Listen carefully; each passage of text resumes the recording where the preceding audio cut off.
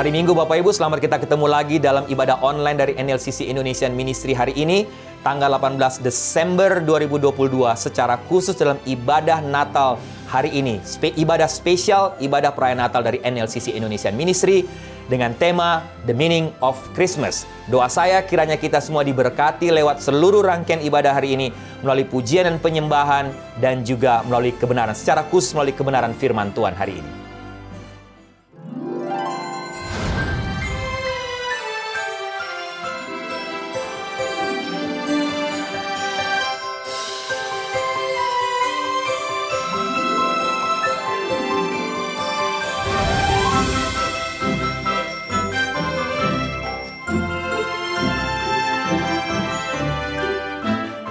A present.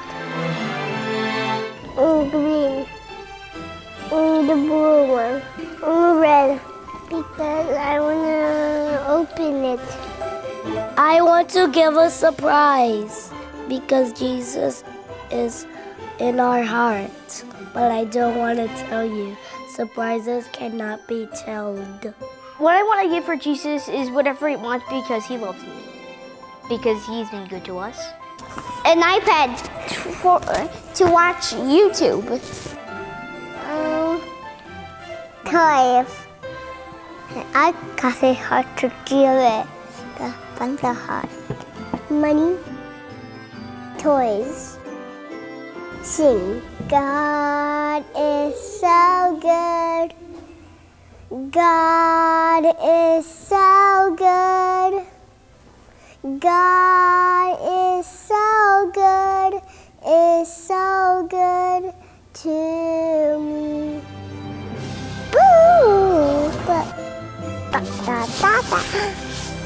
Selamat Hari Mata. Merry Christmas! We wish you a Merry Christmas. We wish you a Merry Christmas. We wish you a Merry Christmas and a Happy New Year. One more time!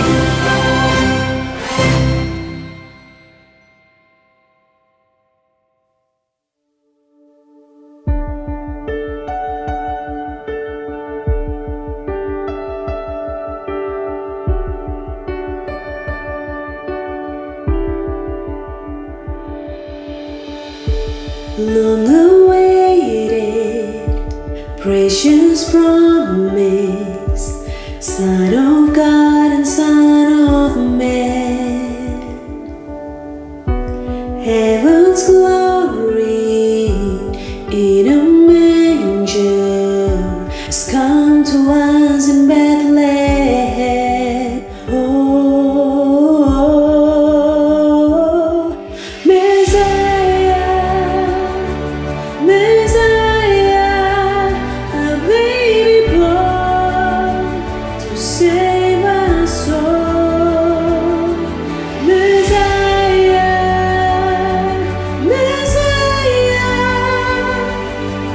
on our knees we fall.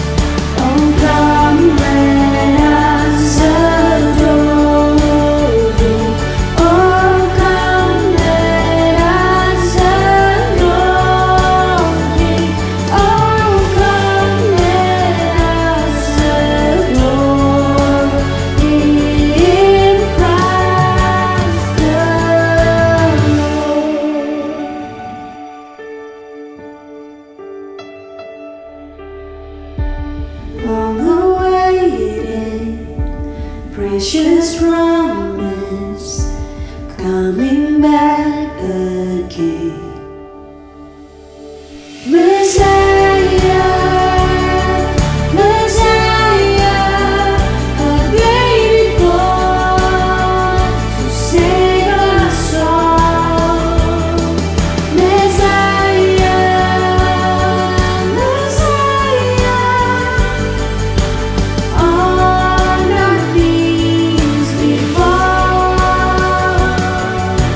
On our knees we fall.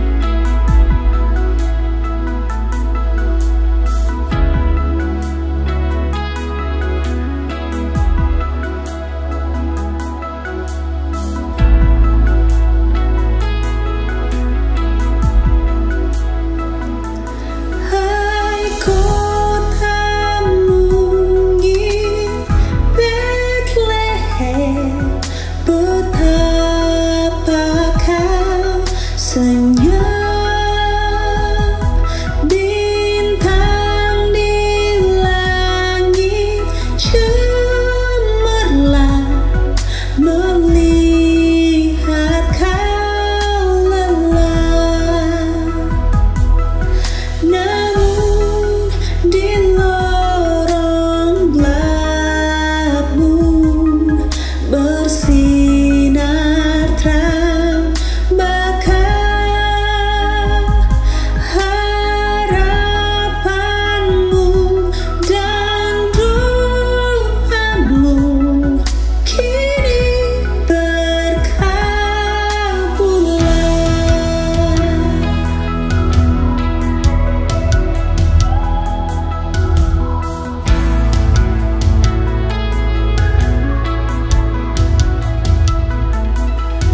Ya Yesus anak Bethlehem, kunjungi kami pun, sucikanlah, masukilah yang mau menyambutmu. Telah kami dengarkan berita mulia, kau beserta manusia kekal selamanya.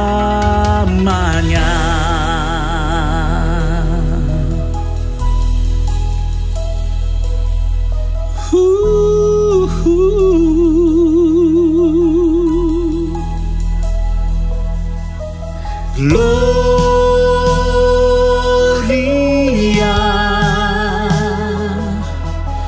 Gloria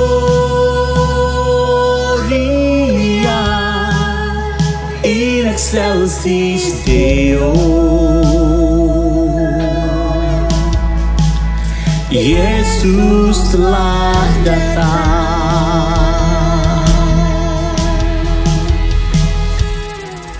Oh holy child of Bethlehem, descend to us, we pray. Cast out our sin and entering, be born to us today.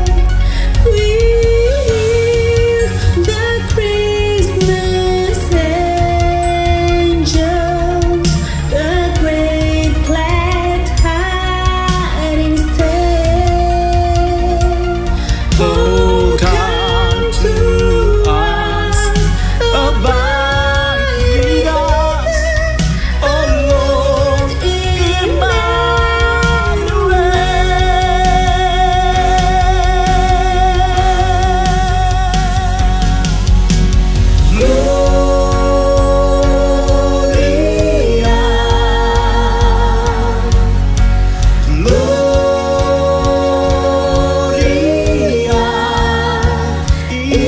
excelsis Deo. Yesus telah datang.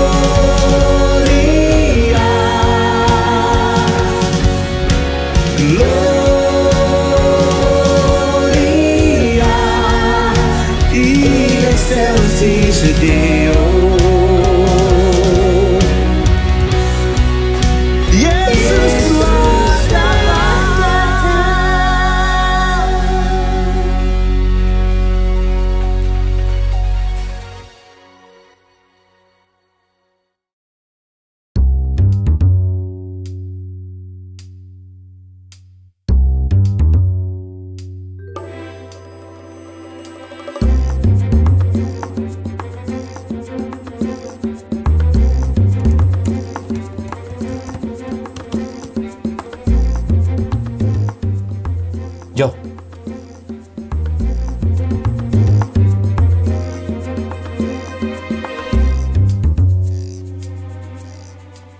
Jo.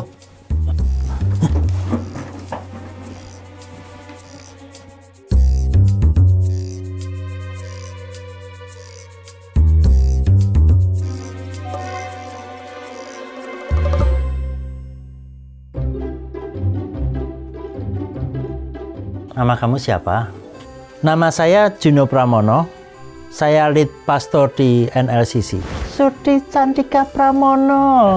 James 007 Pramono. Kamu kalau Natal itu ngapain aja? Natal itu untuk saya harus ke gereja, membuat jemaat senang, bahagia, makan-makan. Dongo Pak, kalau Natal. Dongo itu berdoa sama Tuhan. Kalau Natal saya selalu di depan gereja. Berdoa, menerima hadiah. Menurut kamu Natal itu apa sih? Natal itu untuk memperingatin Tuhan Yesus lahir. Kita harus berdoa bersama. Kita harus mengucap syukur. Apalagi ya? Natal itu lihat pohon cemara, ada lampunya, dan dapat hadiah. Natal untuk James itu harus bersyukur dan berterima kasih kepada Tuhan. Di hari Natal kamu lebih suka memberi atau menerima? Saya lebih suka memberi karena saya sudah mendapatkan berkat dalam 1 tahun. Saya lebih suka menerima. Saya mboten gadah uang. Saya suka menerima. Karena saya butuh hadiah yang banyak. Terus yang terakhir ini, apa sih yang mau kamu sampaikan pada hari Natal ini untuk teman-teman, untuk dunia? Di hari Natal kita terpenting di hidup kita adalah mengucap syukur. Selalu mengucap syukur. Terima kasih sama Tuhan sudah diberi kehidupan. Mari kita berdoa bersama, mengucap syukur kepada Tuhan. Saya kira cukup dari James 007 Pramono.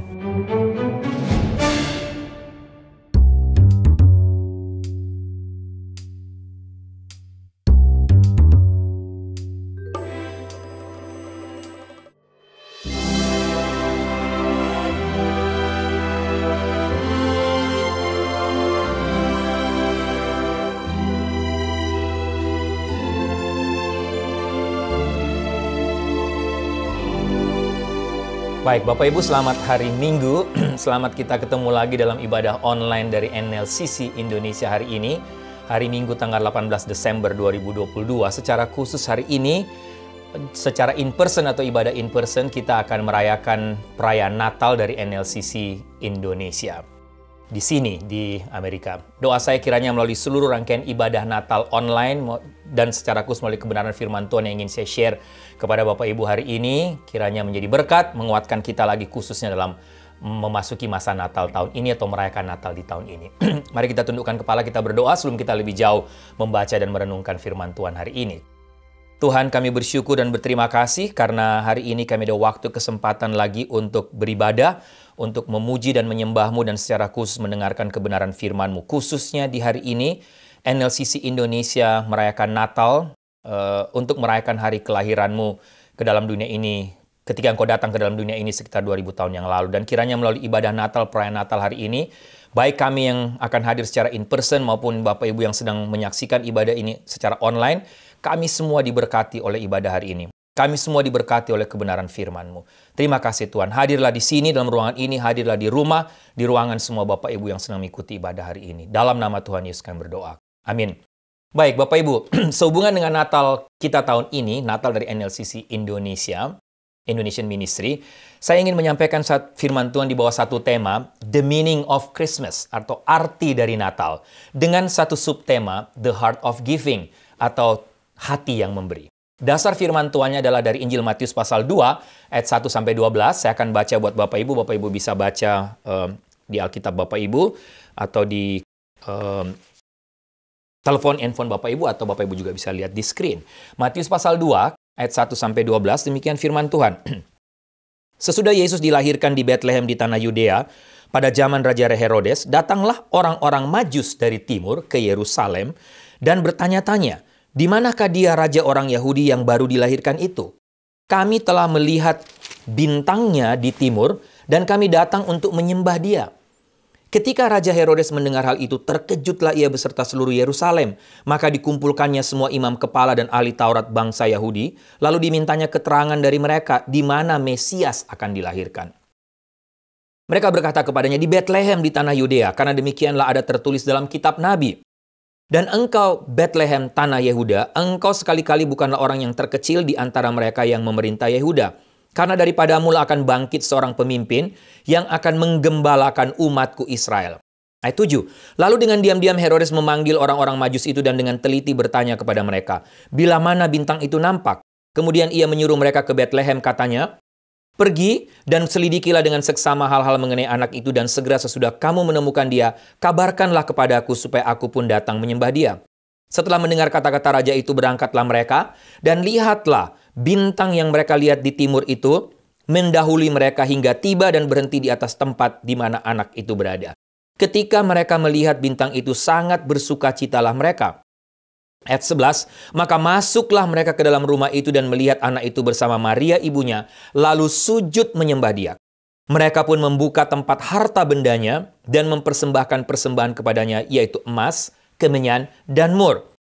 Dan ayat 12 Rai, dan karena diperingatkan dalam mimpi supaya jangan kembali kepada Herodes, maka pulanglah mereka ke negerinya melalui jalan lain. Bapak Ibu, saya yakin kita semua tahu dan sangat familiar dengan gambar ikonik dari siluet 3 orang Majus yang sedang berjalan di tengah malam, di mana langit penuh dengan bintang, dengan satu bintang besar yang sedang bersinar di atas palungan, bintang yang bersinar selama perjalanan mereka dan membawa mereka sampai kepada palungan di mana bayi Yesus berada. Dan kalau Bapak Ibu perhatikan di bawah gambar ada tulisan selalu dalam siluet itu, orang bijak masih terus mencari dia. Maksudnya mencari Yesus. Nah, Bapak Ibu lain kali kalau Bapak Ibu melihat gambar itu lagi tahun ini dalam merayakan Natal di mana saja, khususnya di papan-papan reklame, iklan di jalan-jalan raya atau di mana saja, sebaiknya Bapak Ibu lihat dan baca semua tulisan yang ada di situ dengan seksama. Kenapa? Menarik Bapak Ibu, saya baca satu tulisan American Atheist Association atau AAA rupanya telah berusaha membajak citra dari gambar ikonik tersebut, gambar 3 orang Majus yang berjalan di tengah malam di bawah langit yang penuh dengan bintang, khususnya ketika mereka mau bertemu dengan Yesus. Dan American Atheist Association itu menyisipkan satu penjelasan tersendiri dari gambar itu. Mereka tulis begini, dalam bahasa Indonesia, Anda tahu itu hanya mitos. Dan musim ini mari kita rayakan alasannya. Kira-kira seperti itu Bapak Ibu. Artinya, American Atheist Association rupanya bekerja sama dengan satu lembaga yang namanya The Freedom from Religion Foundation dan yayasan yang berikut yaitu The American Humanist Association. Mereka bekerja sama untuk membajak citra dari gambar ikonik ini. Tujuannya adalah ini sebenarnya upaya mereka untuk mendefinisikan kembali pesan dari Natal. Sehingga 3 organisasi ini, American Atheist Association, The Freedom from Religion Foundation, dan juga The American Humanist Association, mereka berupaya untuk berkampanye bersatu untuk mengganti pesan dari Natal yang sesungguhnya. Dengan tujuan supaya orang-orang humanis, orang-orang ateis itu sekarang berani untuk keluar dan unjuk gigi, kata mereka. Sehingga Dave Silverman, presiden dari American Atheist Association, dia katakan begini, apa yang saya atau kami 3 lembaga ini coba lakukan? Kami sebenarnya ingin mematahkan siklus itu atau siklus dari pesan Natal itu, katanya. Kita harus berani pada masa sekarang untuk keluarkan ateis dari tempat-tempat persembunyian mereka. Apa maksudnya? Mereka kampanye, membajak siluet ikonik itu dan katakan ini mitos, supaya orang-orang ateis makin berani keluar dan menampakkan diri mereka dan menyatakan diri mereka kepada orang banyak bahwa ini loh, saya orang ateis, saya juga sama dengan kalian, saya ini orang baik, saya orang juga yang sama membayar pajak, saya juga orang yang sama rajin memberi beramal untuk membantu mereka-mereka yang susah dan miskin. Sehingga kami ini sebenarnya sama dengan kalian, Bapak Ibu. Tapi tujuannya satu. Tujuan dari 3 lembaga ini membajak siluet Natal atau pesan Natal adalah supaya orang ateis sekarang berani keluar, tidak merasa mereka menjadi kelompok yang tersendiri atau kelompok minoritas. Tapi sekarang waktunya untuk keluar dan katakan bahwa Natal itu mitos, kitalah orang yang tidak percaya Tuhan, ini adalah kelompok yang benar. Tapi Bapak Ibu, kalau Bapak Ibu perhatikan, sebenarnya bukan hanya kesan atau informasi dari gambar klasik atau ikonik tentang 3 orang Majus yang ingin dibantah dan diselewengkan maknanya oleh kelompok para ateis dan humanis tadi. Tapi sebenarnya mereka ingin membajak arti atau pesan dari seluruh kisah Natal. Khususnya kisah bagaimana Allah datang ke dalam dunia ini menjadi manusia melalui diri Yesus. Inilah yang ingin dibantah oleh mereka. Mereka ingin buktikan bahwa ini benar-benar mitos, ini hanya legenda belaka. Mana bisa, mana mungkin Allah itu datang ke dalam dunia menjadi manusia dan lahir sebagai bayi di palungan, di kandang yang hina. Sehingga Bapak Ibu sekali lagi, kelompok ateis berusaha untuk membajak, mengganti pesan Natal yang sesungguhnya. Pertanyaan untuk Bapak Ibu dan saya, bagaimana dengan kita? Bagaimana dengan kita hari ini? Bagaimana dengan kita tahun ini dalam kita merayakan Natal bersama? Hari ini dari bagian firman Tuhan tadi Bapak Ibu, Matius pasal 2, kita mau belajar bersama dari kisah orang Majus. Kalau Bapak Ibu dan saya setuju dengan kelompok ateis tadi dan humanis katakan bahwa kisah Natal itu adalah mitos, Bapak Ibu, kita akan kehilangan banyak makna rohani penting dari Natal. Kita akan kehilangan banyak makna rohani penting dari kisah ini. Kisah di mana Allah datang ke dalam dunia, menyelamatkan umat manusia. Tapi sekali lagi, sebelum kita lebih jauh belajar dari kisah orang Majus dalam Matius pasal 2 tadi Bapak Ibu, pertanyaan klasik. Saya sudah tanyakan minggu lalu dalam kebaktian, atau beberapa waktu lalu dalam kebaktian in person di NLCC Indo. Apa itu Natal? Bapak Ibu, kita sudah merayakan Natal berapa kali? Berapa kali? Kalau umur 40 sudah paling tidak 40 kali. Kalau ada orang yang merayakan Natal lebih dari 1 kali dalam 1 tahun, sudah berapa puluh, berapa ratus, mungkin berapa ribu kali merayakan Natal. Tapi apa arti Natal, Bapak Ibu? Menarik, ada 3 jawaban terbanyak ketika pertanyaan klasik tadi dilontarkan di sebuah klub Kristen, Bapak Ibu. Yang pertama, hadiah. Ya, ini klub Kristen. Kedua, pohon Natal. Ketiga, salju. Ada beberapa jawaban lain yang juga saya temukan di Facebook. Ya, apa itu arti Natal? Orang-orang berusaha menulis arti Natal di Facebook. Yang pertama, kelompok pertama atau ada jawaban yang mengatakan, Natal adalah waktu di mana banyak orang menghabiskan uang untuk membeli sesuatu yang sebenarnya dia tidak mau tapi tetap saja dibeli. Ada orang yang menuliskan, Natal adalah menghabiskan waktu bersama keluarga, para sahabat, dan pesta. Ada juga jawaban yang saya baca tertulis begini. Natal adalah waktu untuk mempedulikan, saling berbagi dengan orang lain, khususnya mereka yang membutuhkan. Tapi ada satu respon menarik yang jadi perhatian saya, Bapak Ibu, di Facebook. Kalau yang punya Facebook, Bapak Ibu juga mungkin pernah baca. Ada orang tuliskan arti Natal ini begini. Natal adalah waktu untuk melupakan kepentingan diri sendiri, waktu untuk melupakan semua masalah dan kekhawatiran kita, waktu untuk memikirkan orang lain. Waktu untuk menyaksikan dan menunjukkan kepada sesama siapa dan apa yang sudah Tuhan Yesus lakukan untuk saya dan untuk dunia ini. Bapak Ibu lihat dalam video pembuka tadi, survei yang dilakukan oleh Joko Foundation, Bapak Ibu. Lihat, ada berbagai macam respon orang respon orang terhadap Natal. Ada begitu banyak arti Natal dari tiap-tiap pribadi dalam status, dalam strata yang berbeda, Bapak Ibu. Tapi, sekali lagi, Bapak Ibu sekarang kita semua tanyakan pada diri kita, apa itu Natal? Tapi tadi itu survei beberapa ada yang di klub Kristen, ada yang Facebook. Saya nggak tahu Bapak Ibu. Tapi Bapak Ibu, coba kita perhatikan sekarang bagaimana Natal 2000 tahun yang lalu. Satu-satunya yang mendapatkan perhatian dan hadiah siapa? Hanya Yesus. Yesus menjadi fokus Natal. Yang lain semuanya memberi dan mengorbankan sesuatu yang sangat berharga dari hidup mereka. Contoh, Yusuf mengorbankan harga dirinya dan pernikahannya bagi Yesus. Saya sudah khotbahkan waktu lalu. Yusuf rela dihina, dituduh menghamili Maria sebelum menikah. Maria, Ibu Fitri sampaikan minggu lalu. Maria memberi rahimnya bagi Yesus. Berani mengambil resiko dirajam dengan batu karena hamil sebelum menikah. Dan ini benar-benar aib dalam tradisi Yahudi. Tapi Maria korbankan. Para gembala rela meninggalkan, mengorbankan waktu serta kepentingan diri sendiri, meninggalkan pekerjaan mereka untuk datang melihat dan menyembah Yesus. Orang Majus dalam bagian firman Tuhan yang kita baca tadi, datang dari tempat yang sangat jauh. Para ahli perkirakan dari Iran atau Irak pada masa sekarang. Datang untuk apa? Bertemu Yesus dan memberikan harta termahal bagi Yesus. Malaikat di sorga. Apa yang mereka buat? Malaikat pun memberikan sesuatu. Apa itu? Mempersembahkan penyembahan dan pujian bagi bayi Yesus. Sekali lagi, pusat dan perhatian dan fokus dari semua aktivitas Natal 2000 tahun lalu adalah Yesus. Yesuslah yang menjadi sentral, pusat perhatian, pusat dari segala aktivitas, pusat dari segala pemberian, pusat dari segala pujian manusia dan dunia pada waktu itu. Sekali lagi, bagaimana dengan Bapak Ibu dan sekarang? Tapi menurut saya, Natal telah berubah fokus. Semua telah berubah. Fokus Natal bukan lagi Yesus. Kalau kita mau jujur. Tapi saya, keluarga saya, sahabat saya, gereja saya. Natal dirayakan dan diperingati bukan lagi dalam rangka menyenangkan hati Yesus dan memberitakan apa yang Yesus buat. Tapi lebih daripada bagaimana saya dilihat orang pada hari Natal. Benar tidak Bapak Ibu? Apa yang akan saya pakai, apa yang saya punya, apa yang saya bisa beli dan berikan untuk para sahabat saya. Tema-tema Natal dibuat bukan lagi dalam rangka memperkenalkan Yesus dan karya keselamatannya. Tapi lebih kepada supaya banyak orang bisa hadir. Para undangan yang datang ke perayaan Natal, ke gereja saya bisa disenangkan, dipuaskan.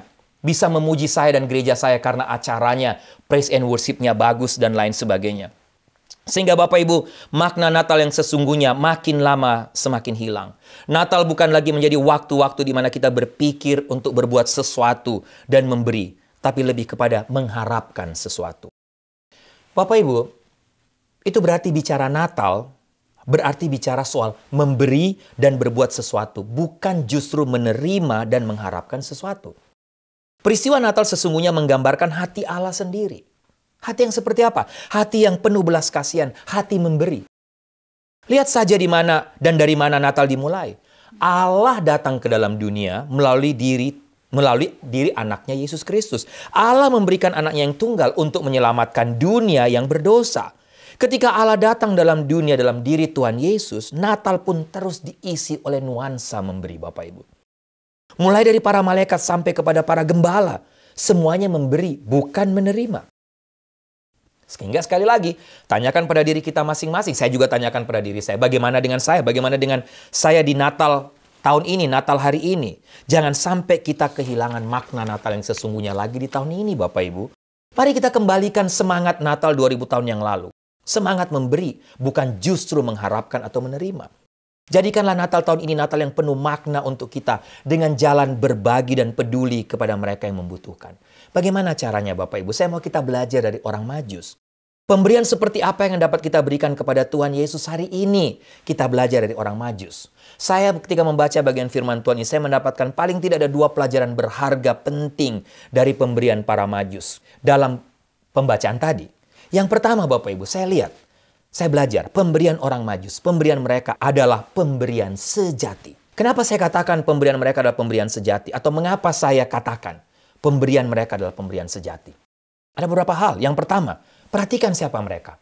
Siapa orang Majus? Bapak Ibu, mereka bukan orang Yahudi. Mereka sama sekali tidak tahu menau tentang nubuatan para nabi mengenai kedatangan Mesias. Itu berarti mereka bukan orang yang mengenal Allah Yahweh, Allah yang disembah oleh orang Israel. Kedua, mereka berasal dari daerah timur. Para penafsir mengatakan kemungkinan Iran dan Irak sekarang. Bapak Ibu, diperkirakan daerah Babilonia di tanah Persia. Diperkirakan jarak dari negeri Persia atau dari tempat mereka ke Bethlehem dibutuhkan sekitar 2 tahun berjalan kaki. Ingat Bapak Ibu, waktu itu belum ada pesawat, kereta api, dan kapal laut. Apa urusan mereka dengan bayi Yesus yang lahir di Bethlehem di kandang yang hina? Yang berikut, siapa mereka di negeri mereka? Bapak Ibu, Alkitab memakai kata Majus yang berasal dari kata magi, yang artinya imam. Kata ini merupakan sebutan orang Persia untuk orang-orang suci pada zaman itu dan bijaksana. Orang suci dan bijaksana. Orang-orang yang mempunyai keahlian untuk menafsirkan mimpi. Seorang ahli nujum yang pada masa sekarang disebut astrolog. Sehingga Bapak Ibu, itu berarti mereka bukan orang biasa, bukan orang kalangan bawah. Mereka kelompok orang yang pandai, bijak, dihormati sebagai orang suci dan ahli dalam menafsirkan mimpi berdasarkan ilmu perbintangan pada waktu itu. Yang pasti mereka bukan orang yang mengenal Tuhan. Mereka hanya datang karena melihat peristiwa alam. Karena itu keahlian mereka. Melihat bintang. Dan para ahli perbintangan menyebut bintang yang dilihat orang Majus 2000 tahun yang lalu adalah bintang supernova. Yang memang jarang muncul. Biasanya supernova muncul secara mendadak, kata para ahli perbintangan zaman sekarang. Dan para astrolog Tiongkok mencatat bahwa ada bintang supernova yang pernah muncul kira-kira 4 tahun sebelum Masehi. Dan diperkirakan, para ahli katakan itu bertepatan dengan waktu di mana Yesus lahir. Itu berarti Bapak Ibu, bintang ini menandakan sesuatu yang luar biasa. Saking jarangnya dia muncul, sesuatu yang spektakuler akan terjadi. Dan tidak ada seorang ahli perbintangan pun yang akan melewatkan momen penting seperti tadi, seperti itu. Ketika melihat bintang yang khusus, yang spesial. Sehingga pemberian mereka saya sebut pemberian sejati karena siapa mereka. Yang kedua Bapak Ibu, saya sebut pemberian sejati karena pemberian ini lahir dari kerendahan hati yang dilakukan dengan penuh pengabdian, komitmen yang tinggi, dan totalitas. Bayangkan saja, seorang ternama dan bijak, boleh saya katakan konglomerat, golongan berdarah biru pakai bahasa sekarang, golongan ningrat yang terhormat dan terpandai pada masa itu datang dengan berjalan kaki lebih kurang 2 tahun lamanya. Hanya karena melihat tanda-tanda alam. Hanya untuk melihat dan menyembah kepada seorang bayi yang lahir di kandang yang hina. Bapak Ibu, pemberian mereka merupakan pemberian sejati karena diberikan dengan rasa sakit. Berjalan 2 tahun tidak main-main Bapak Ibu. Diberikan dengan mengabaikan harga diri dan nama besar mereka. Diberikan dengan komitmen dan totalitas penuh karena harus berjalan kaki sekali lagi dari tempat mereka berasal sampai ke kandang Yesus. Sampai kepada bayi atau kanak-kanak Yesus pada waktu sudah 2 tahun Bapak Ibu, sehingga di kemungkinan Yesus sudah berumur 2 tahun waktu mereka temui, tidak di kandang lagi. Pemberian mereka adalah pemberian sejati karena diberikan dengan dasar kerendahan hati, bukan karena ingin dipuji oleh orang lain. Diberikan dengan penuh komitmen, diberikan dengan rasa sakit tapi sekaligus dengan penuh sukacita. Bapak Ibu, tidak ada beban sama sekali dari orang Majus dalam pemberian ini. Karena mereka tahu kepada siapa mereka memberi. Mereka memang orang penting, tapi bayi ini jauh lebih penting. Mereka orang ternama, tapi bayi ini tentunya lebih ternama dari mereka. Mereka tahu bahwa ketika dibandingkan dengan bayi Yesus ini, tidak ada artinya diri mereka, siapa mereka. Bapak Ibu, saya lihat pemberian ini pemberian sejati karena juga diikuti dengan sikap penghormatan dan penyembahan kepada bayi Yesus. Lihat, Alkitab catat, ketika mereka lihat Yesus, mereka menyembah Yesus. Bapak Ibu, sekali lagi menurut kita, pemberian seperti apa yang dapat disebut sebagai pemberian sejati dan berharga kalau pada konteks pada masa sekarang? Menurut saya ada beberapa kriteria. Belajar dari orang Majus. Sebuah pemberian dapat dikategorikan sebagai pemberian sejati dan berharga ketika Bapak, Ibu, dan saya memberikan sesuatu yang bersifat pribadi. Atau pemberian itu bersifat pribadi, personal. Yang kedua, diberikan dengan rasa sakit dan tidak dapat dibayar kembali. Dengan kata lain, pemberian sejati adalah pemberian yang tidak dapat dinilai dengan uang, tidak dapat dinilai secara materi. Bapak Ibu, pemberian seperti ini adalah sebuah pemberian yang sama sekali tidak mengharapkan balasan, tapi juga memang pemberian yang tidak dapat dibayar kembali dengan apapun, dengan cara apapun.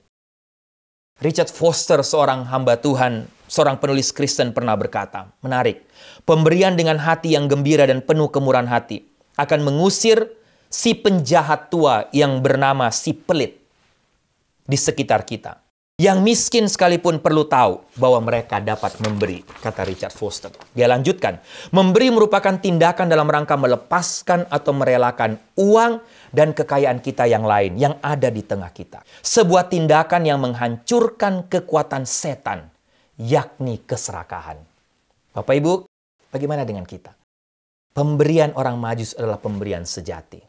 Maukah Bapak Ibu tahun ini lagi menjadikan Natal sebagai waktu di mana kita memberi bagi Yesus? Tapi pemberian kita, pemberian yang lahir dari hati yang paling dalam, dengan segala kerendahan hati. Pemberian yang tidak menuntut balas. Pemberian yang kita berikan dengan rasa sakit, artinya apa? Mungkin saat ini kita pun sedang kekurangan. Kita bukan orang kaya, kita bukan milioner, kita tidak punya banyak uang. Saya juga punya kebutuhan yang lain. Tapi tahun ini Tuhan mau mungkin kita memberikan, ada begitu banyak orang lain di sekitar kita yang jauh lebih membutuhkan. Yang kedua Bapak Ibu, ingat saya belajar dua hal. Pertama, pemberian orang Majus pemberian sejati. Kedua, pemberian orang Majus adalah pemberian terbaik tentunya. Kenapa? Alkitab mencatat ada 3 persembahan mereka. Kita tahu itu, emas, kemenyan, dan mur. Mungkin Bapak Ibu sudah tahu. Sekali lagi, emas adalah logam termulia dan kita semua tahu sangat mahal harganya. Kemenyan berasal dari getah beberapa jenis pohon yang hanya ada di daerah Arabia Barat Daya, Ethiopia, dan mungkin sekitar India katanya.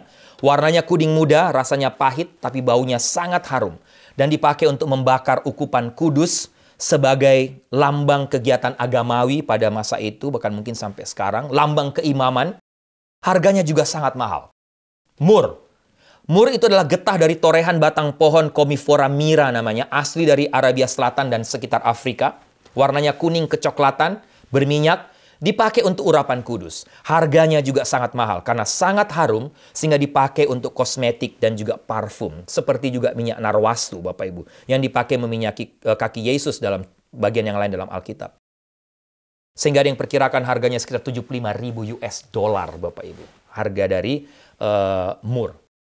Sehingga Bapak Ibu, lihat pemberian mereka bukan main-main. Pemberian mereka adalah pemberian terbaik karena memang bernilai sangat tinggi, harganya sangat mahal. Mereka tidak hanya memberi waktu mereka, tidak hanya memberi tenaga mereka, tapi juga memberi harta mereka. Nilai dari persembahan mereka menunjukkan siapa si penerima, Bapak Ibu, seperti saya sampaikan tadi. Walaupun mungkin tidak akan pernah sepadan ketika kita atau orang Majus atau kita mungkin juga memberi bagi Yesus. Tapi paling tidak telah menunjukkan bahwa untuk Yesus, belajar dari orang Majus, mereka memberi sesuatu yang tinggi nilainya. Mereka bukan berikan yang sisa. Mereka bukan berikan sesuatu yang murah, mereka berikan yang mahal. Pemberian mereka bukan pemberian sembarangan Bapak Ibu, bukan pemberian murahan. Sehingga pertanyaan untuk Bapak Ibu dan saya mungkin untuk sebagai aplikasi dalam pada masa sekarang adalah, berapa banyak yang harus saya beri untuk Tuhan Yesus? Yang telah mati untuk saya di atas kayu salib. Yang telah lahir dan mati di atas kayu salib untuk saya. Yang telah menyelamatkan saya sehingga saya bisa mendapatkan hidup kekal. Saya yang tadinya harusnya mati kekal masuk neraka. Tapi karena Yesus datang ke dalam dunia ini, saya bisa mendapatkan hidup kekal. Berapa banyak yang saya harus beri untuk Tuhan Yesus? Bapak Ibu, harus kita akui kalau mau jujur. Tuhan Yesus sudah banyak memberkati Bapak Ibu dan saya. Betul? Tuhan Yesus telah memberkati dan memberi kita berkat secara materi. Telah memberikan kita kesehatan, memberikan kita kekayaan mungkin yang kita punya sekarang. Juga tenaga yang Tuhan berikan sehingga kita bisa mendapatkan semua yang kita punya hari ini. Bapak, Ibu, dan saya bisa kerja, bisa mendapatkan uang, bisa hidup layak. Siapa yang memberi? Tuhan. Tuhan yang memberikan kita kesehatan dan kekuatan. Sehingga, sekali lagi, berapa banyak yang saya harus beri buat Tuhan Yesus untuk membalas semua kebaikannya. Bagaimana dengan persembahan pemberian kita untuk Tuhan Yesus di hari Natal lagi tahun ini? Sekarang Bapak Ibu, pertanyaan berikut untuk kita. Tadi berapa banyak? Apa persembahan yang berharga dan menurut Bapak Ibu bernilai yang dapat kita berikan kepada Yesus hari ini? Saya mau tanya kepada Bapak Ibu. Tanya kepada diri saya sendiri juga. Kalau kita mau jujur, apa yang paling banyak kita pakai dalam hidup kita? Bapak Ibu, kalau mau tahu pemberian apa yang paling berharga dan bernilai, sekarang kita tanya jujur. Silahkan tanya pada diri kita. Menurut saya yang paling bernilai berharga adalah yang paling banyak bersentuhan dengan hidup kita. Hidup Bapak Ibu dan saya. Saya mungkin bisa salah. Bisa Bapak Ibu nggak setuju dengan saya, tapi saya lihat ada dua yang paling banyak bersentuhan dengan hidup kita dan paling banyak kita pakai. Satu, uang. Yang kedua, waktu kita. Benar Bapak Ibu? Sedih sekali mendengar berapa banyak dolar yang dikeluarkan oleh orang Amerika di hari Natal. Tapi di sudut lain mendengar ada begitu banyak gereja bergumul secara finansial. Karena makin sedikit orang yang memberi di tengah krisis tahun ini. Tentunya bukan di kita Bapak Ibu, bukan di NLCC. Karena saya tahu Bapak Ibu justru di tengah krisis, bukti memang nyata. Bapak Ibu terus memberi, bahkan makin banyak memberi bagi Tuhan. Ini satu berkat yang sangat luar biasa. Tapi Bapak Ibu, banyak orang lain sanggup menghabiskan ribuan dolar untuk membeli hadiah. Barang-barang elektronik yang baru, keluaran terbaru. Berlibur ke tempat-tempat terindah. Tapi menutup mata dan telinga terhadap gereja dan pekerjaan misi lainnya. Terhadap mereka yang sedang berteriak dan menangis karena kelaparan. Menutup mata terhadap mereka yang sedang hidup dalam kemiskinan. Yang tidak mampu membayar uang sekolah anak-anak mereka. Sedih sekali melihat Bapak Ibu. Ada begitu banyak orang lebih gampang mengeluarkan 10 atau 20% untuk memberikan tips di tiap restoran yang mereka pergi di hari Natal.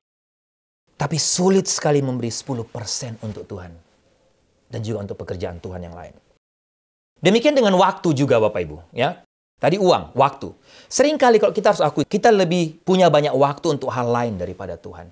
Harus kita akui bersama jika kita tidak waspada, maka barang elektronik, sosial media telah banyak menyita waktu dan perhatian kita. Kita lebih bisa mengorbankan pekerjaan di kantor demi kepentingan lain daripada demi pekerjaan Tuhan. Dan pelayanan. Untuk sesuatu yang menyangkut kesenangan pribadi, kita selalu punya banyak waktu. Atau bisa memberi waktu. Tetapi untuk Tuhan, untuk pekerjaan Tuhan, kita punya beribu macam alasan. Benar nggak Bapak Ibu? Saya lebih tidak berani untuk izin di kantor. Benar? Tidak berani izin di kantor untuk melakukan kepentingan-kepentingan lain. Daripada izin untuk tidak beribadah, tidak menyembah Tuhan, demi melakukan yang lain. Benar nggak Bapak Ibu? Kalau kantor kita takut, bahkan kalau bisa sebisa mungkin saya harus ke kantor. Tapi kalau gereja, kita bisa korbankan.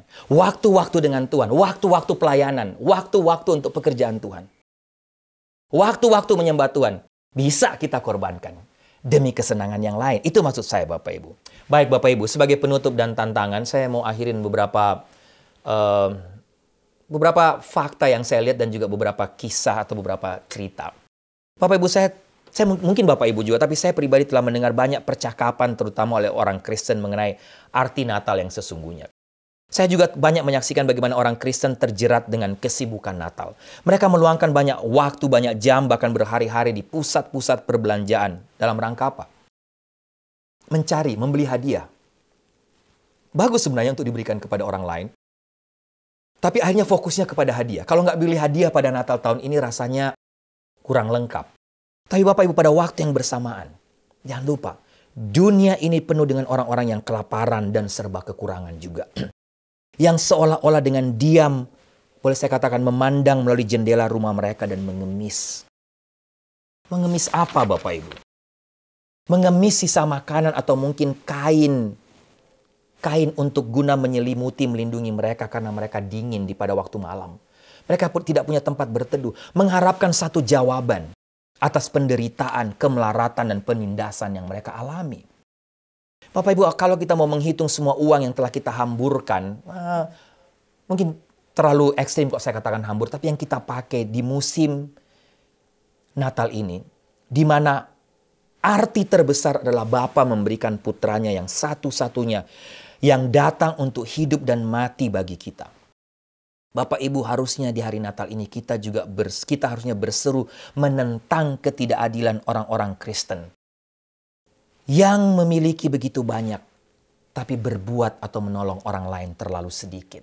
Mari sama-sama, tidak hanya untuk diri kita, tapi mari sama-sama kita katakan juga kepada dunia ini, atau kita melawan ketidakadilan tadi, Bapak Ibu. Ketika orang Kristen khususnya lebih banyak, khususnya yang punya banyak, tapi sedikit berbagi.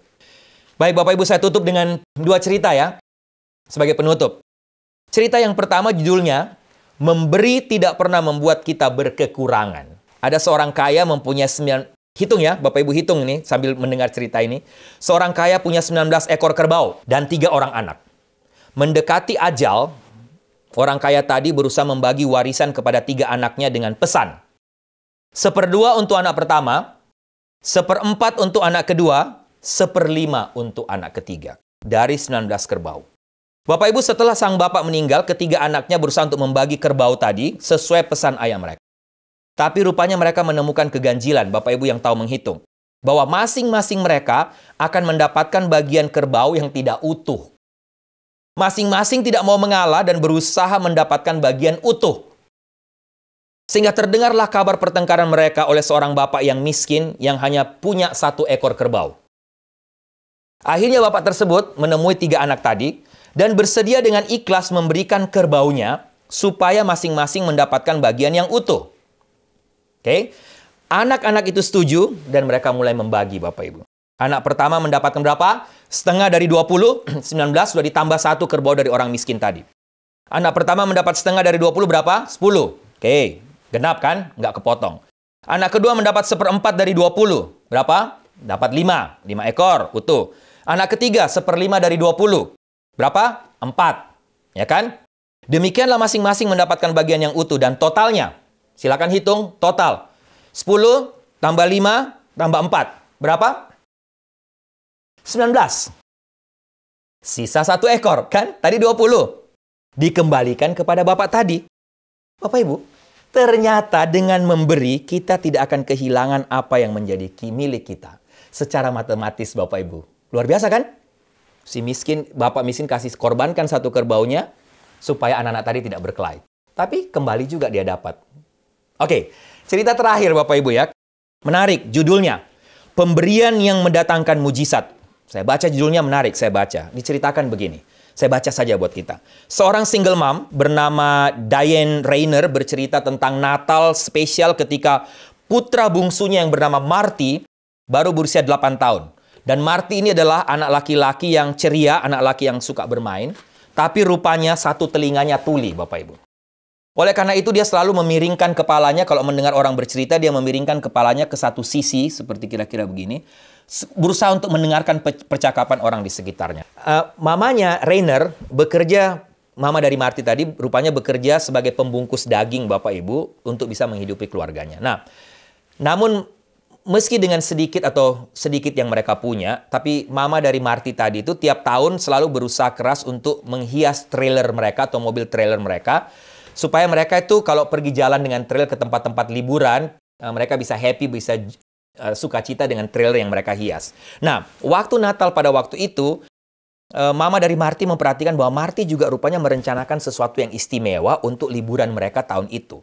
Karena kelihatan dia menghabiskan setiap sen dari uang sakunya. Untuk apa Bapak Ibu? Mama Marty tadi atau Rainer tidak tahu, tapi dia curiga itu ada hubungannya dengan seorang sahabat Marty, sahabat baiknya yang namanya Kenny, yang keluarganya juga sangat miskin. Marty dan Kenny tidak dapat dipisahkan dan senang melakukan permainan petualangan bersama-sama di tengah hutan anak dua ini. Satu malam Bapak Ibu sesaat sebelum Natal, Marty ini mendatangi mamanya dan katakan, ini mamanya yang cerita. Marty mendatangi saya dan berkata dengan nada bercampur senang dan bangga, katanya, "Ma, saya telah membelikan sesuatu buat Kenny. Saya belikan dia hadiah Natal. Ini adalah sesuatu yang dia inginkan dalam waktu yang sudah cukup lama."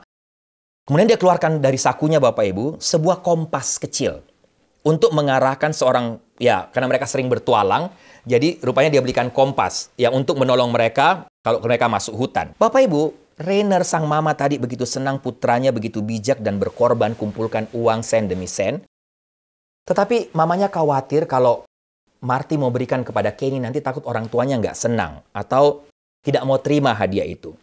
Sehingga dia berusaha memberitahu kepada Marty, takutnya nanti orang tua atau Rainer itu atau Kenny atau orang tuanya nggak mau terima. Terus Marty bilang gini, "Aku tahu, Ma. Tapi bagaimana kalau saya lakukan itu untuk surprise, rahasia. Jadi orang tuanya tidak tahu." Kira-kira begitu, Bapak Ibu. Nah, satu waktu malam Natal, Bapak Ibu, kira-kira tanggal 24 malam, hujan sangat dingin. Tiba-tiba Rainer ini, mamanya Marty dengar Marty itu menyelinap keluar dari rumah mereka. Rainer melihat keluar jendela dan melihat Marty berlari melintasi lapangan yang penuh lumpur ke rumahnya Kenny. Dia pakai piyama dan membawa kotak kecil yang dia bungkus. Dia lari ke rumah Kenny, Bapak Ibu. Dia buka kasa dari rumahnya dan dia tinggalkan kotaknya di situ. Dan waktu dicerita, waktu dia mau setelah taruh hadiahnya untuk surprise itu, dia pencet bel, kemudian dia lari pulang, Bapak Ibu. Nah, waktu dia lari pulang dia nggak lihat. Dia tabrak pagar. Rupanya itu ada kandang kuda di daerahnya, kayak kandang atau pagar di daerah rumahnya Kenny, Bapak Ibu. Dia tabrak itu pagar, rupanya itu pagar listrik. Jadi waktu dia tabrak, mungkin orang tuanya Kenny taruh listrik untuk supaya menjaga dari perampok dan lain sebagainya. Dia tabrak, Bapak Ibu, dan dia kestrum. Mamanya lihat dari jendela, Marty terbaring lemas di tanah yang berlumpur pada waktu itu dan tubuhnya bergetar karena kena strum, kena kontak dari listrik, Bapak Ibu, dan napasnya terengah-engah. Tapi dia tetap pulang. Habis dia kena strum itu, Bapak Ibu, Marty cerita itu, dia lihat anaknya tetap lari pulang, Bapak Ibu. Dia lihat anaknya masuk terhuyung-huyung melewati pintu. Dia lihat badannya gemetar, bibirnya juga gemetar. Terus Marty katakan kepada Mama, "Ma, saya lupa kalau di situ ada pagar listrik dan itu menjatuhkan saya." Rainer peluk tubuhnya Marty yang berpenuh lumpur. Bapak Ibu, dia masih linglung karena kena strom. Bapak Ibu kayak melepuh gitu di beberapa badannya. Terus Marty katakan, "Ma, Kenny tetap tidak lihat aku. Saya yakin dia tidak lihat saya." Sehingga pendek cerita, Bapak Ibu, Marty pergi tidur. Tapi waktu itu Rainer mamanya berpikir, "Tuhan, kenapa? Kenapa anak saya yang sudah berusaha berbuat yang terbaik, berkorban, surprise buat temannya, kenapa dia harus mengalami hal seperti ini? Justru dia kena masalah, dia kena problem, dia justru mengalami kesakitan," Bapak Ibu. Nah, Bapak Ibu, ada semacam pertanyaan dalam diri Rainer kepada Tuhan. Tapi menarik, waktu pagi, Bapak Ibu, besok paginya, Kenny datang ketuk pintu rumah mereka. Dia katakan dan ingin mengatakan kepada Marty, berterima kasih kepada Marty karena dia baru keluar, dia bangun, dia lihat ada kompas baru dan dia ceritakan dengan penuh sukacita bagaimana dia memang benar-benar sedang mengharapkan hadiah kompas. Waktu Rainer melihat, ini yang menarik, waktu Rainer melihat sementara mereka bercerita, Rainer melihat sesuatu yang aneh. Kenapa Marty tidak lagi memiringkan kepalanya untuk mendengarkan si Kenny temannya bercerita? Bapak Ibu, apa yang terjadi? Rupanya terjadi mujizat di malam Natal. Mungkin diperkirakan, dokter katakan akibat kena listrik tadi di pagar itu membuat sehingga akhirnya telinga dari Marty yang tuli itu bisa mendengar kembali. Bapak Ibu, mungkin ada banyak di antara kita yang takut untuk memberi dengan berbagai alasan. Tapi dari cerita tadi, Bapak Ibu, saya pribadi diingatkan, dikuatkan, jangan takut. Mungkin di Natal tahun ini begitu banyak mujizat-mujizat yang ingin Tuhan nyatakan buat kita dalam bentuk apapun, seperti yang Marty alami tadi. Tapi dimulai dari mana? Dimulai dari pengorbanan, dimulai dari berbagi, memberi. Memberi kepada orang lain. Marty karena dia berkorban, dia memberi, walaupun dia mengalami rasa sakit setelah itu. Tapi mujizat terjadi. Bapak Ibu, sekali lagi doa saya, Natal tahun menjadi Natal yang berbeda. Yang pertama, karena kita belajar dari orang Majus, kita tidak hidup egois, kita hidup berbagi. Melihat, memperhatikan mereka yang membutuhkan. Tapi mungkin juga Tuhan mau berbuat banyak mujizat lagi buat Bapak Ibu dan saya di Natal tahun ini.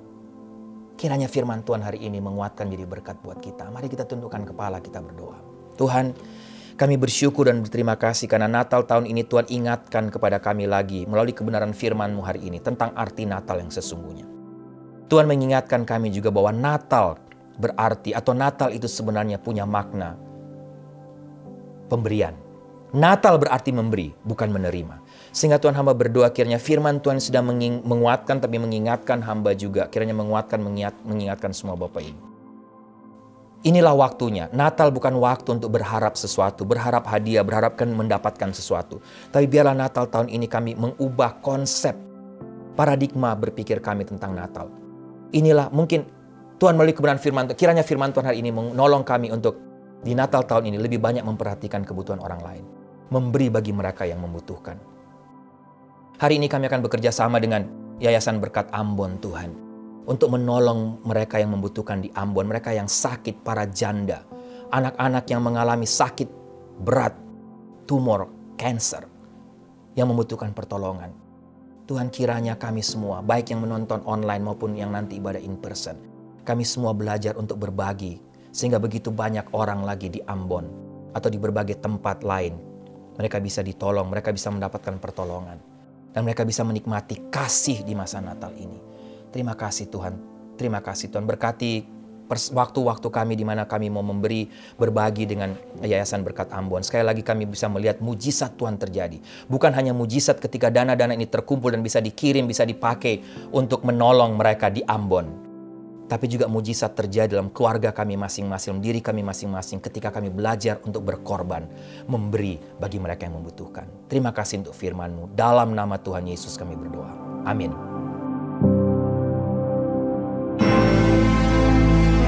Ya Bapak Ibu, seperti yang sudah saya sampaikan minggu lalu, bahkan kepada Jemaat NLCC dalam rangka merayakan Natal tahun ini, memang itu sudah menjadi komitmen dari kita, dari NLCC Indonesia. Tiap tahun kita merayakan Natal, kita ada 2 persembahan selain persembahan rutin, tapi kita juga tiap tahun di masa Natal mau mengumpulkan dana tersendiri untuk membantu mereka yang susah, mereka yang membutuhkan di Indonesia, gereja-gereja di pedalaman, hamba-hamba Tuhan yang tidak punya rumah yang layak, misalnya kita bangunkan pastori dan lain sebagainya. Nah tahun ini kita akan bekerja sama, tahun ini NLCC Indonesia bekerja sama dengan satu yayasan namanya Yayasan Berkat Ambon, khusus untuk membantu orang-orang di Ambon, janda-janda di Ambon yang memang disupport oleh Yayasan Berkat Ambon.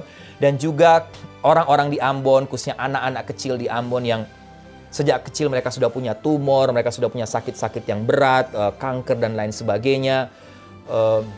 Yayasan Berkat Ambon berusaha untuk membawa orang-orang ini atau yang sakit tadi dibawa ke mungkin Jakarta, atau di Makassar, di Manado, untuk mereka bisa mendapatkan pengobatan yang lebih baik Bapak Ibu. Sehingga seluruh dana yang kita kumpulkan hari ini di Natal NLCC Indonesia, seberapapun, baik yang kalau ada yang terkumpul secara online atau mungkin in person, semuanya 100% akan kita berikan kepada Yayasan Berkat Ambon untuk mensupport tiap-tiap program yang mereka kerjakan. Nah, untuk informasi lebih lanjut tentang Yayasan Berkat Ambon, Bapak Ibu bisa melihat video berikut ini. Berkat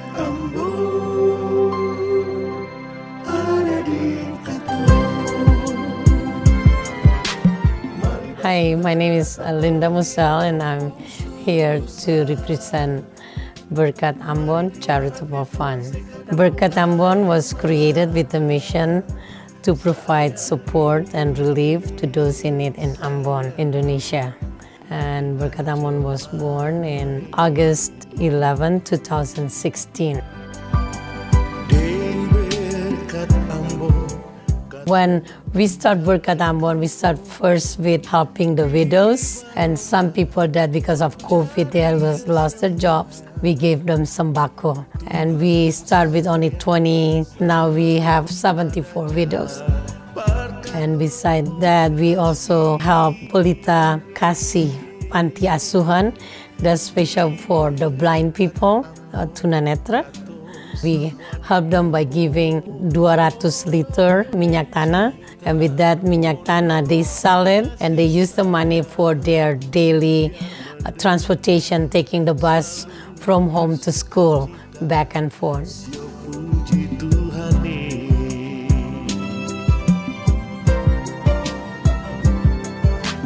Mari bersaudara datang tolong dia numpuk susah. And now, Berkat Ambon, our main thing, we help a lot of people that there's no help in Ambon, and the doctor said, oh, you need to go to Jakarta to continue with your treatment. And that's why when we pay for the plane ticket for the patient and the caretaker to go to Jakarta to get the treatment. Once they're in Jakarta, they stay at our house that will pay for everything that they need. They don't have to pay anything, everything from us. Most of the people that we help, it's the one that really, really need help. Benar-benar orang nggak punya. These people that we have, kebanyakan ibunya pembantu rumah tangga, bapaknya tukang sapu jalanan. The patient that we help, sometimes when they come to us, it's too late. The cancer already like at the last stage. But just to give them hope, because the doctor said that, they have to go to Jakarta to get further treatment, and we still do our best to send them to Jakarta, but some didn't make it. We have to bring them home. One like that, it costs us more money. There's a lot of people that, we send to Jakarta and then go back home, they get better. And we just praise the Lord that some people that we send to Jakarta, they go back home, they already completely healed from cancer, from their heart problem. Di Berkat Ambon, katong semua ditampung. Right now we have like 5 patients in Jakarta that's already continued treatment. But we have so many patients that need to go to Jakarta that we still put on the waiting list because of the budget that we need, to transport them to Jakarta. My prayer is like, hopefully we get more people, bisa banyak tergerak hatinya buat bantu Berkat Ambon. You can see everything that we do through our webpage, www.berkatambon.org, and we also have volunteers in Ambon. We have pendeta dan juga anak-anak muda yang bantu. Every donation that we receive, 100% all goes to the patient. Our volunteers, sometimes they like to work for free, but then I always pay them for their phone bill and the transportation. And hopefully God will open the way to get more people to help us. And if you're in California or in America, every donation is 100% tax deductible. And if you are in Indonesia, you can also donate to Berkat Ambon through their Bank Tabungan Negara. And thank you for your donation, and I pray that the Lord continue to bless you and use you to bless others.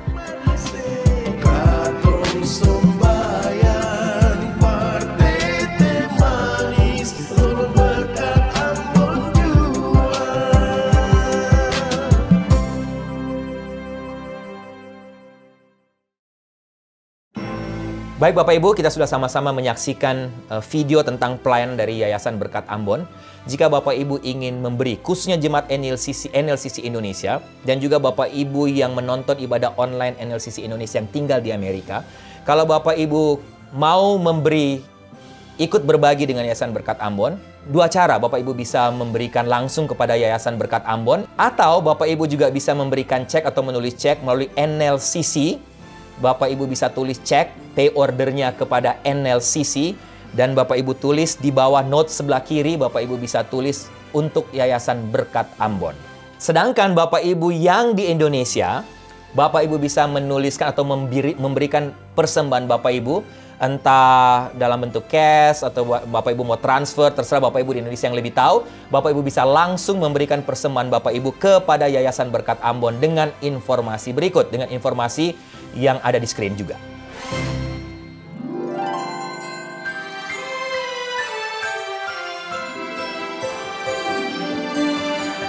Baik, Bapak Ibu, doa saya kita semua diberkati oleh kebenaran firman Tuhan hari ini, bahkan melalui seluruh rangkaian ibadah Natal hari ini, ibadah Natal dari NLCC Indonesian Ministry. Bapak Ibu, ada beberapa pengumuman. Yang pertama, saya tentunya ingin mengucapkan terima kasih. Terima kasih kepada Bapak Ibu yang mungkin hari ini sudah memutuskan untuk mengambil bagian, membantu Yayasan Berkat Ambon dengan tiap-tiap pelayanan yang mereka punya. Dalam meresponi kebenaran firman Tuhan hari ini. Terima kasih, Tuhan kiranya memberkati Bapak Ibu. Doa saya seperti firman Tuhan hari ini, dengan memberi Bapak Ibu bisa mendapatkan, mengalami banyak mujizat Tuhan. Saya juga ingin mengucapkan terima kasih untuk semua Bapak Ibu, saudara-saudara NLCC team, maupun yang ada di sini di Amerika, maupun yang juga di Indonesia yang sudah turut membantu, yang bekerja di belakang layar demi lancarnya, demi suksesnya ibadah online, ibadah Natal online dari NLCC Indonesia hari ini. Terima kasih untuk semuanya. Tuhan juga memberkati kalian yang sudah membantu menyanyi, main musik, mixing, edit, kamera, dan lain sebagainya. Sekali lagi terima kasih. Yang berikut, selamat ulang tahun yang berulang tahun untuk yang berulang tahun minggu ini Bapak Ibu. Yang pertama, Navarro Picauli, selamat ulang tahun tanggal 13 Desember. Yang kedua, Henry Muaya, selamat ulang tahun. Henry Muaya ulang tahun tanggal 14 Desember. Dan selamat ulang tahun tanggal 18 Desember, Pak Usaha Tarigan. Dan happy anniversary buat Sandra atau Chandra dan George, juga tanggal 18 Desember. Tuhan berkati Navarro, berkati Henry, berkati Pak Usaha, dan juga berkati rumah tangga Sandra dan George. Baik, jemaat yang kekasih, tundukkanlah kepalamu, arahkan hatimu kepada Tuhan, dan terimalah berkat Tuhan. Anugerah keselamatan dari Tuhan Yesus Kristus, kasih sayang yang tidak berkesudahan dari Allah Bapa, serta penyertaan dari Roh-Nya yang Kudus, kiranya menyertai engkau sekalian, mulai hari ini sampai Maranatha Tuhan Yesus datang kembali. Haleluya, amin. Hai kota mungil Bethlehem, betapa kau senyap. Bintang di langit cemerlang melihat kau lelah. Namun di lorong gelapmu bersinar terang bakal harapanmu dan doamu kini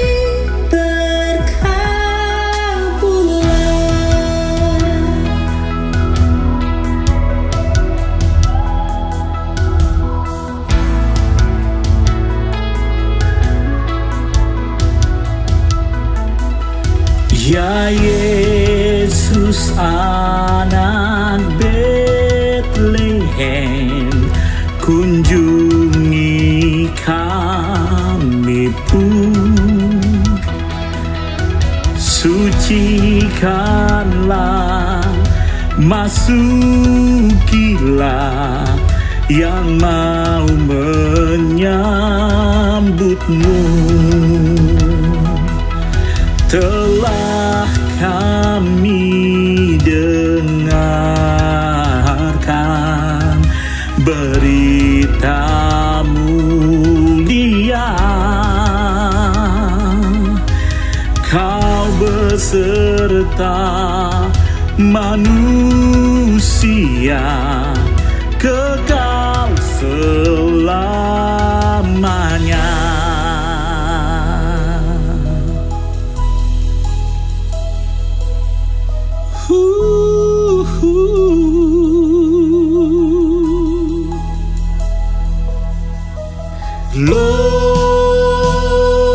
Gloria, Gloria in excelsis Deo. Yesus telah datang.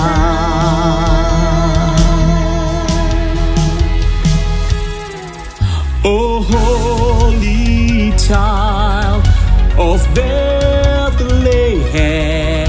descend to us, we pray. Kisah